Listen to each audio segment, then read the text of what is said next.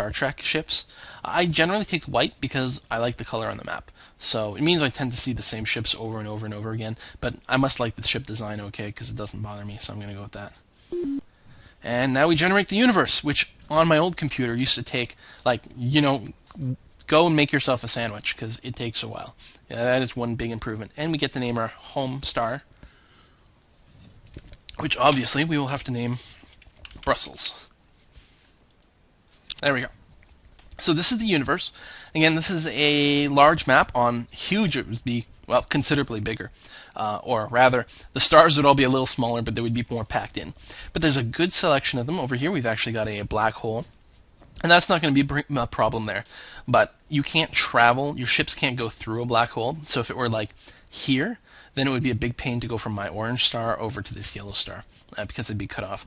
These are nebula. They actually slow down your ships. Also, if you fight inside a nebula, you can't use shields on your ships. So it changes a little bit the tactics of the game, but generally it's not a big deal. You can zoom in and out, but usually I play out fully zoomed like this because why not? And yeah, let's click on Brussels. So Brussels is the name of our star, and our star has 4 planets on it. We are on Brussels 2, which is a large Terran planet with abundant minerals, which is sort of the norm. That's the average. And we have a starbase already, which we get to start with, which is very nice. And our planet also has ancient artifacts, which will help our research considerably. We also have a small, barren, poor, low-G planet in our system. I'm not going to be in any particular rush to colonize this. Our third planet out is a gas giant, which is uninhabitable. You can build outposts on them / I don't know, maybe in orbit or something like that. I don't know how an outpost works out. But it's very important because when we build ships, your ships have a maximum range from that they can travel. They can only go X number of parsecs away from one of your systems. So let's say we explored, we've explored all our stars around us and nothing is habitable and kind of sucks, and we'd like to venture out further, but we can't because it's out of range, but at the same time, we don't care to build a colony on any of these planets because they're not that good. Well, as if there's a gas giant or something, or even any planet, any kind of planet whatsoever, I could build an outpost there. It does nothing except increase my range, so I can keep going out further. So the gas giants still have a purpose, and in fact, there's an asteroid ring in my 4th planet radius, and you can also build a outpost on a asteroid ring. And then the 5th planet out is a medium, barren, abundant planet. So right now, because of its size and the fact that it's barren, which means it's kind of like the moon, okay? It's just rocky. I can't fit a lot of people on there, only 4 people. But that's not terrible at the beginning of the game, and it is abundant minerals, so it's going to produce at an okay rate. That's probably actually worth colonizing, especially since we're going to be able to improve this later on. Now, let me see what I can build on my planet here. Here's my planet, Brussels 2. This is my capital. It's cool. It tells you, it always names it based on what it's doing. Right now it's a research colony, but if I were to move things here, industrial colony, agricultural colony, so you get to move things around. Here you can see your food production. If I put some more farmers here, okay, you see how it's got some corn over here and then 2 over here? Basically, this pile of corn on the left is how much food I need to produce to feed my current planet. And the 2 here is extra food that I'm exporting. If I return back to the main screen, and I look right over here, I can see my food production plus 2. I'm producing 2 food in excess. So I don't need quite that many. So with 4 farmers, they each do 2 food apiece, which is 8 food, which is what I need to feed my colony and have it sustain itself. I can change my production here.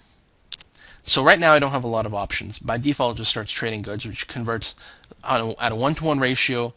My production score adds to my money, which is BCs, which I guess is billion credits, every turn. You can also switch to housing, which increases your growth rate. Right now, if I look up here, I'm currently producing 89,000 people, 89K population, everything's in K.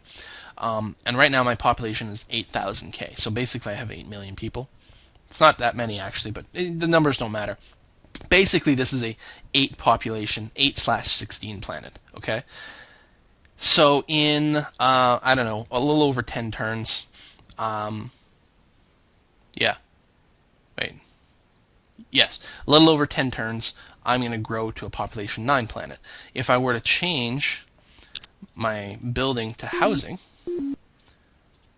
and then assign all my people there, I'm at plus 133k instead of 89k. So I've increased my population growth by maybe a third or something like that.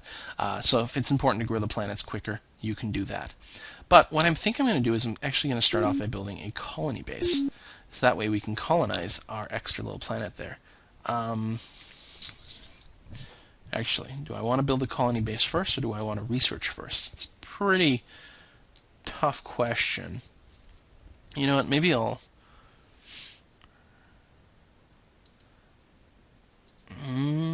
research first. Now it's going to take 10,000 turns to complete the colony base. Basically infinity. But you can see, whereas over here I'm only producing 10 production.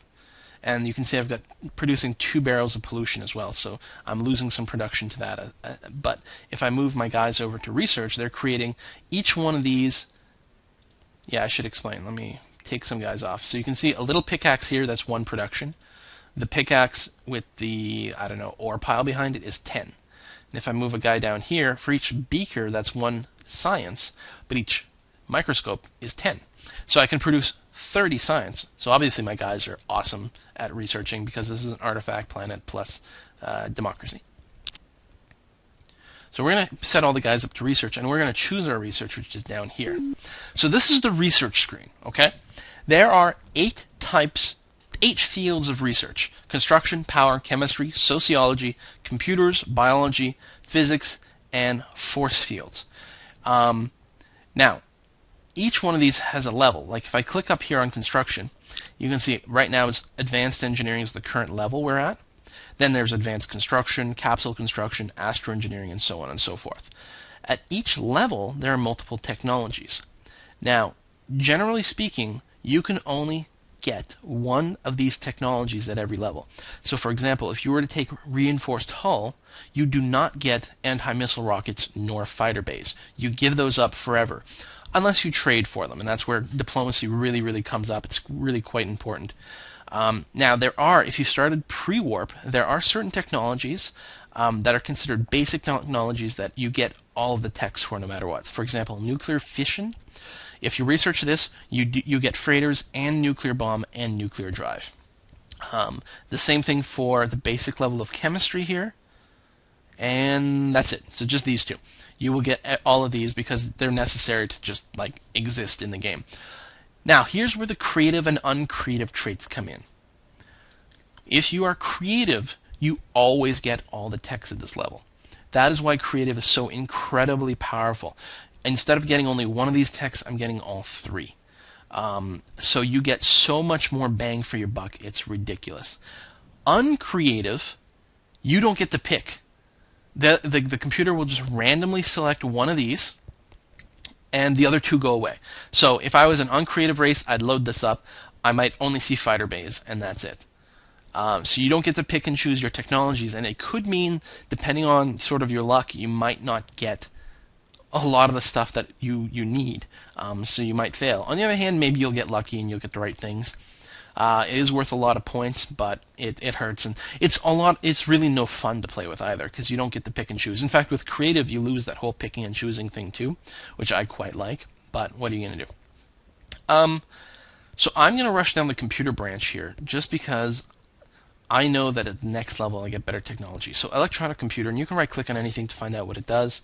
Basically, these control your beam firing on your ships. The better your basic computer, the more accurate your beams will be. So this is not the one I care about, but I care about the one on the next level. So we're just going to skip ahead. It's 50 research points. I'm creating 30 per turn. Now, it estimates it might take up to 4 turns to discover. Now, why is that? If it's cost 50, and I'm creating 30 per turn, why might it take 4 turns? Shouldn't it just take 1 2/3 turn? Well, the way it works is when you've hit the amount of research points you need, then there starts to be a percentage chance every turn of actually discovering the technology. And it goes up every turn, so every turn you're more and more likely to get it, but and eventually it does hit 100% chance, but it actually takes quite a few turns to get there. So depending on your luck, it might take you a little bit longer than you'd think to get a technology. So it predicts about 4 turns. We're going to hit the turn button, skip ahead, and see what happens. So now you can see 20%. Basically, it's telling me I have a 20% chance when I hit turn again to learn this technology. Oh, we actually got lucky. 1 in 5 chance, and we hit it. So here's my research advocate, who's animated a little quickly because of the processor speed here. But I've discovered my electronic computer. Now I'm going to research the next level of computers here, which has a variety of good techs. I'm not going to go through them all, but most I'm looking for the research lab. You build this, and it increases the research that you do on a planet. So maybe it's not as high priority because of my traits, but I don't know. It still sounds good to me, and we've got a lot of researching to do, and I want to get it as quickly as possible.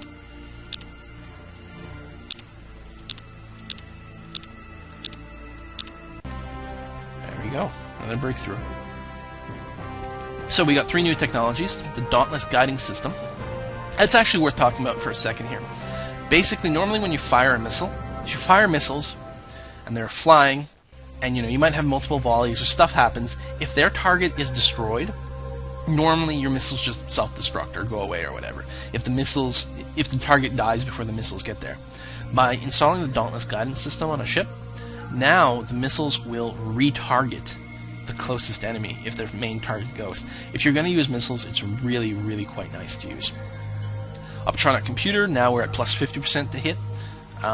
This is why the minus 10 or minus 20 penalty that I took when you create your race didn't bother me too much, especially as creative, because I knew I'd be getting lots of these. And a research lab, which generates 5 research points for me every turn, and my scientists generate plus 1 points extra. So really good, you build those everywhere. So what to build next? I'm going to research nuclear fission, which is necessary for a lot of things. I'm going to want freighters very shortly here. And I'm going to go to my colony here. And I'm going to change the production around. So I've queued up research lab, and I'm going to click on research lab, and then click on colony base for them to swap their position. We're going to build the colony lab first, and then build the colony base. And colonize that extra planet in our star system. So you can see we haven't rushed any ships yet, but we're going to do okay. Skipping ahead. We finished the research base. Next in queue is colony base, and you can see even though I have no scientists here, none at all, and yet my science lab is enough to generate 5 research points per turn. So they're slowly starting to research the next tech, even without it. Very nice to have. Now every building does cost a little bit of upkeep, but most of them are good to have. So I've gotten my next breakthrough, even though I wasn't studying it. I'm just working on the colony base. And this one is pretty important. Again, this is one of those techs that you automatically get all of them, all of the technologies at the research level, no matter what.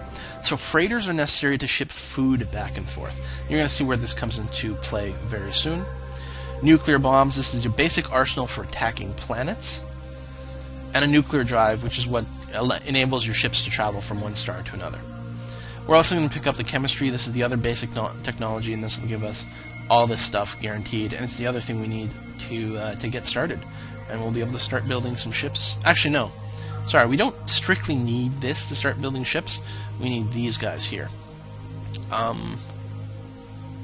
Which, I guess it doesn't really matter what I research first. I'll take this, because that's totally necessary. And hitting next. And now we got our first great leader, or legendary hero, or I'm not sure what they call him in game. But you get these unique individuals who are willing to join you from time to time. They come in 2 varieties. There are some that run